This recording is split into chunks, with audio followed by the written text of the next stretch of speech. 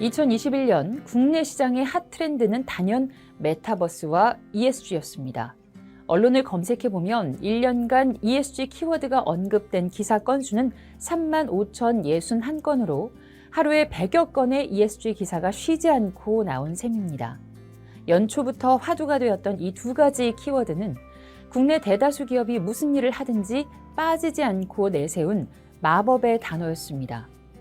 ESG는 환경, 사회, 지배구조의 첫 글자를 딴 용어로 기업이나 비즈니스에 대한 투자의 지속 가능성과 사회에 미치는 영향을 측정하는 핵심 요소라는 것이 일반적인 정의입니다. ESG가 새로운 경영 트렌드로 급부상하면서 기업들은 앞다투어 ESG 경영을 선포했습니다. 이와 함께 기업들은 ESG 위원회를 만들고 ESG 채권을 발행하는가 하면 탄소 정보 공개 프로젝트 CDP나 기업에서 사용하는 전력의 100%를 재생에너지로 대체하겠다는 RE100의 참여 의사를 속속 밝히고 있습니다. ESG 전문가이자 ESG 전도사로 알려진 김재필의 전작 ESG 혁명이 온다가 ESG를 처음 접하는 이들을 위한 ESG 입문서 역할을 했다면 후속작 ESG 혁명이 온다 2는 ESG 경영을 수행하는 기업인, 실무자는 물론 ESG 업무 및 창업에 관심이 있는 대학생, 취준생, 벤처 스타트업들을 위한 ESG 전략서라고 할 수 있습니다. ESG 자본주의는 새로운 흐름이자 방향입니다. 그런데 이윤 추구를 기본으로 하는 경영이라는 단어와 조합되면서 ESG 경영은 이전 경영 트렌드들과는 전혀 다른 차원의 경영 전략을 요구하게 되었습니다.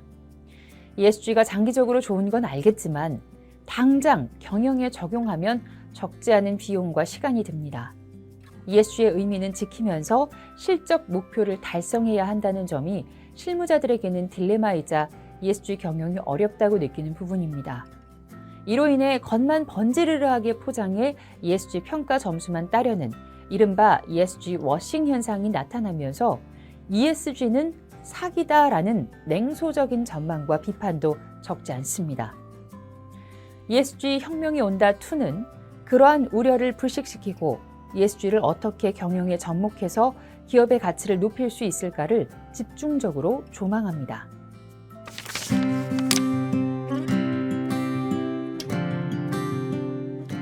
기업들이 ESG 경영을 실행하면서 단기적으로 비용이 상승하면 그 부담은 제품 가격으로 전이될 가능성이 있습니다. 친환경 에너지 수요가 늘면서 구리, 알루미늄 등 원자재 값이 오르고 화석 연료 에너지 생산이 줄면서 에너지 가격도 함께 올라 경제 전반의 물가가 상승하는 현상을 그린플레이션이라고 합니다. 이 그린플레이션의 악화는 글로벌 인플레이션으로 이어질 우려가 있습니다. 더 큰 문제는 기후 위기를 극복하기 위한 인프라 건설이 오히려 온실가스 배출의 주범에 해당하는 원자재 수요를 늘리는 구조적 모순을 야기한다는 것입니다. 이러한 모순으로 인해 비용이 증가하면 기업은 그 비용을 가격에 반영시키고 해당 제품은 비싸집니다. 그런데 비싸진 이유가 ESG 경영 활동에 의한 것이라면 소비자들은 기꺼이 구매할 의사가 있다는 설문조사 결과들이 여러 언론을 통해 나오고 있습니다. 대한상공회의소가 조사한 ESG 경영과 기업의 역할에 대한 국민 인식 결과에 따르면 응답자의 63%가 기업의 ESG 활동이 제품 구매에 영향을 준다고 답했습니다. 이런 결과를 보면 ESG 경영에 따른 비용 상승 걱정은 기우처럼 들립니다. 하지만 설문 결과만 보고 비용 상승분을 가격에 반영시킨 후 이 제품은 ESG 경영을 통해 만들어졌습니다 라는 홍보 문구만 붙인다고 소비자들이 다 사줄 것으로 생각하면 큰 착각입니다. 기업은 비용이 상승한 만큼 어떤 가치를 소비자에게 제공하고 또 그 가치가 소비자에게 어떤 효익을 주는지에 대한 전달 방법을 고민해야 합니다.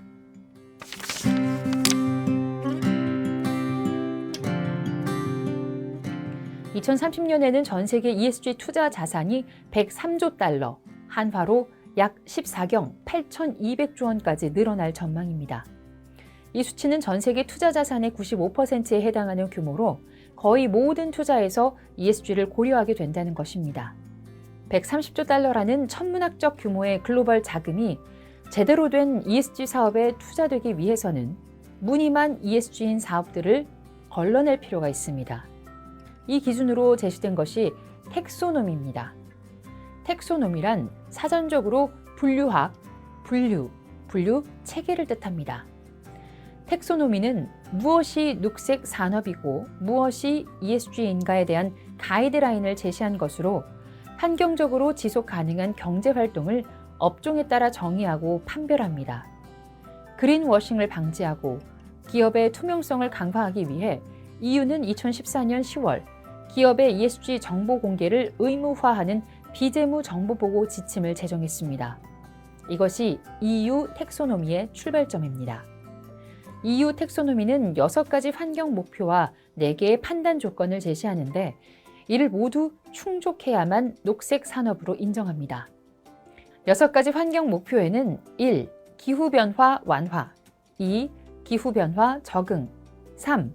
수자원, 해양자원의 지속 가능한 이용 및 보호 4. 순환 경제로의 전환 5. 오염 방지 및 관리 6.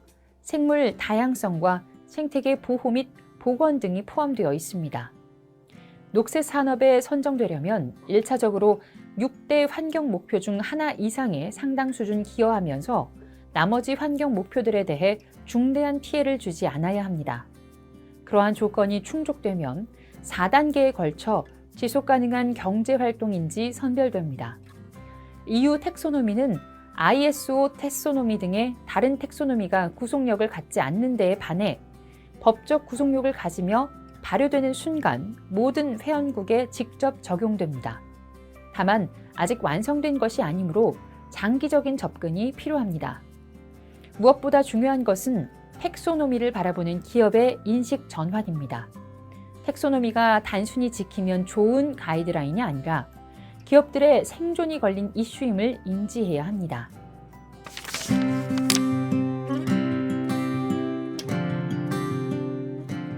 좌초자산이란 시장의 환경 변화 등 예상하지 못한 이슈로 자산 가치가 하락해 감가상각하거나 부채로 전환되는 자산을 의미합니다. 미서부 시대의 마차 산업이 호황을 누리면서 말은 중요한 자산이었습니다. 부자들은 농장을 인수해 수많은 말을 키워 부를 축적했습니다. 그러나 자동차가 등장하면서 말은 사료값만 축내는 애물단지가 됐습니다. 이처럼 쓸 수는 있지만 경제적으로 더는 수익을 내지 못하는 계륵 같은 자산이 좌초자산입니다. 친환경 에너지로의 전환과 각종 탄소 규제 등으로 인해 석탄 발전은 기후위기 시대의 대표적인 좌초자산으로 지목되고 있습니다. 블랙록과 골드만삭스 등 초대형 자산 운용사들은 석탄 이용 기업들과 손절하고 태양광, 풍력 등 재생에너지 기업에 투자를 늘리고 있습니다. 탄소를 많이 배출하는 철강, 플라스틱, 조선 사업 등도 좌초 자산이 될 가능성이 큽니다. 마이클만 펜실베니아 주립대학 교수는 돌이 부족해서 석기 시대가 끝난 게 아니다라며 재생에너지의 경제성 향상과 투자자 행동주의로 인해 화석 연료 시대는 결국 자산이 대거 좌초된 채 끝날 것으로 전망했습니다. 130조 달러의 막대한 부를 거머쥐기 위해서는 좌초 자산부터 정리해야 한다는 것이 저자의 주장입니다.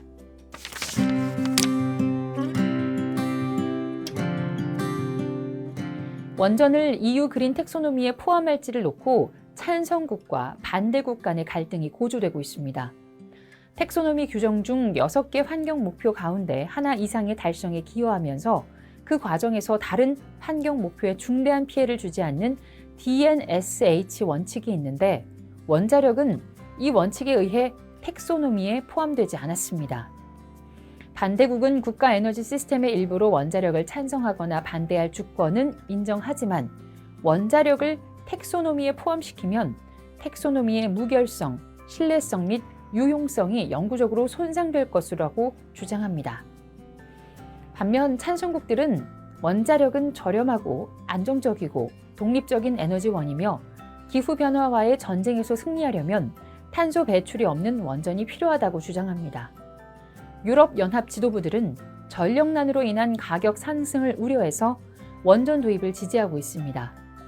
저자는 원전이 그린 텍소노미에 포함될 가능성이 크지만 원전이 텍소노미에 포함된다고 해서 원전에 대한 투자가 많이 늘어나지 않을 것이라 예상합니다.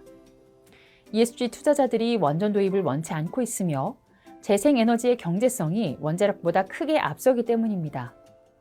탄소 중립은 인류 생존과 지구 환경을 위해 반드시 가야 하는 길입니다. 그러나 그 길은 오랜 시간 걸어야 하는 멀고 험한 길입니다. 전력난으로 경제가 멈추고 생활이 어려워져 포기한다면 탄소 중립은 아무 의미가 없습니다. 친환경 친재생 에너지로의 완전 전환을 위해 탄소 중립만큼이나 에너지 중립도 중요하다는 것이 저자의 견해입니다.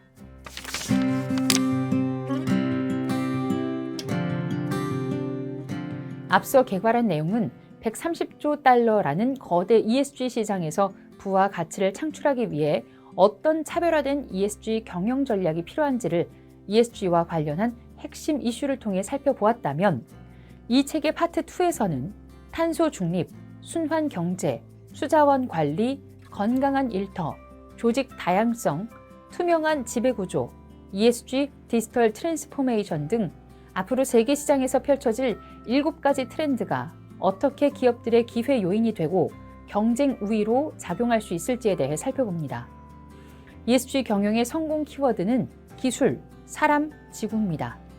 탄소 중립 실현, 수자원 관리, 안전한 작업 환경 등 기업들은 ESG 경영을 수행하면서 수많은 난제에 직면하게 됩니다. 이러한 문제들을 해결하기 위해서는 혁신적인 기술이 필요합니다. 인공지능, 사물 인터넷, 블록체인, 클라우드, 5G 등의 IT 기술은 디지털화된 ESG 데이터의 활용을 통해 기업들의 ESG 경영을 지원할 수 있습니다.